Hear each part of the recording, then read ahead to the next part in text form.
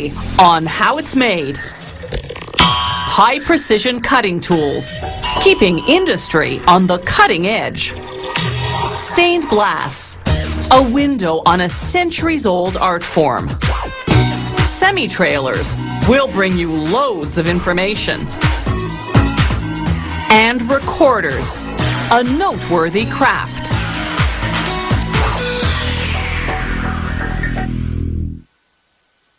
Industrial cutting tools are the metalworking components of factory machinery. They're designed to form metal into product parts or into devices for making product parts. High-tech industries require high-precision cutting tools. These are end mills, tools specifically designed for cutting and shaping metal. They're made from a very durable grade of steel, or from tungsten carbide, a metal even stronger than steel. Steel bars in their raw state are actually soft enough to be cut and shaped, but it takes loads of lubrication to cool the intense heat that metal-on-metal friction generates. Using a giant bandsaw, they cut the bars into end mill-sized pieces called blanks. Workers turn each blank individually on a computer-guided metal lathe. First, they form a point on one end. Then they flatten the opposite end and drill a center hole.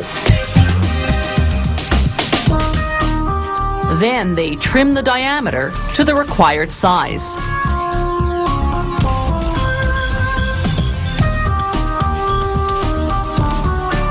Next stop, a computer-guided milling machine. It works on 3 blanks at a time, carving helix-shaped ridges called flutes.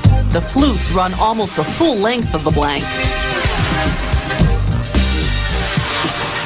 Once again, lubrication is essential to prevent overheating.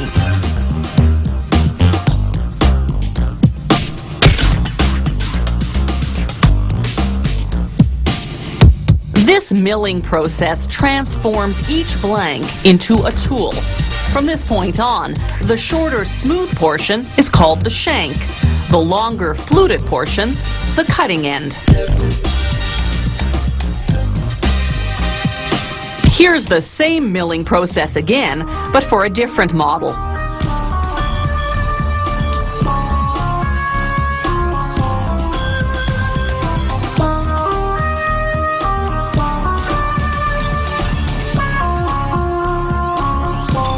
Here are both models, before and after. Now they cure the steel using a 2-step heat treatment process.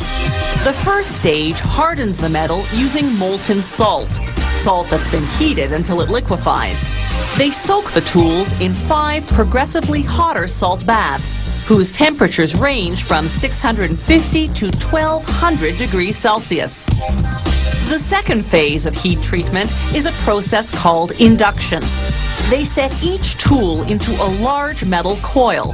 The coil's internal magnetic field generates intense heat, which softens the shank, making it more flexible.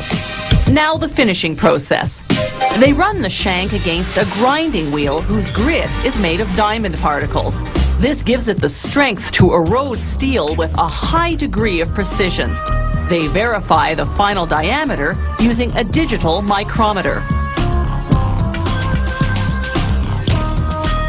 Then a robotic arm runs the tools one at a time through a high-precision automated grinding machine, this time to finish the cutting end. The machine uses diamond grinding wheels to grind the precise cutting angles and finalize the diameter. More complex tools go into this even more sophisticated grinding machine. It too uses diamond wheels and runs robotically. The end mills are now completed. This factory makes high-precision cutting tools primarily for the aerospace and automotive industries, where precision is everything. So at each stage of the production process, the factory verifies measurements using various optical and digital instruments. This sensing probe conducts the final quality control test. it scans each and every finished end mill to ensure that the surface is as smooth as silk.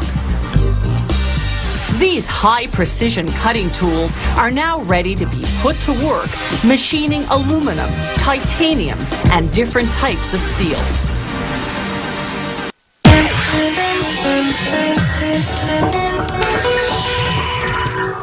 Around 1000 AD, craftsmen began making intricate window designs using lead rather than wood or plaster between pieces of colored glass. Before long, the church was commissioning stained glass windows depicting religious scenes to adorn the great cathedrals of Europe. You can make stained glass two ways: using copper foil, a technique developed about 100 years ago by the American artist Louis Comfort Tiffany, or you can use the centuries-old European lead technique, which we're about to see. First, the artist lays a plate of glass over a pattern and traces the parts of the design that she'll cut from that plate. Then she scores her trace line using a glass cutter. A quick snap and the glass separates neatly. She follows the same procedure with different colors and textures of glass for all the pieces of the design.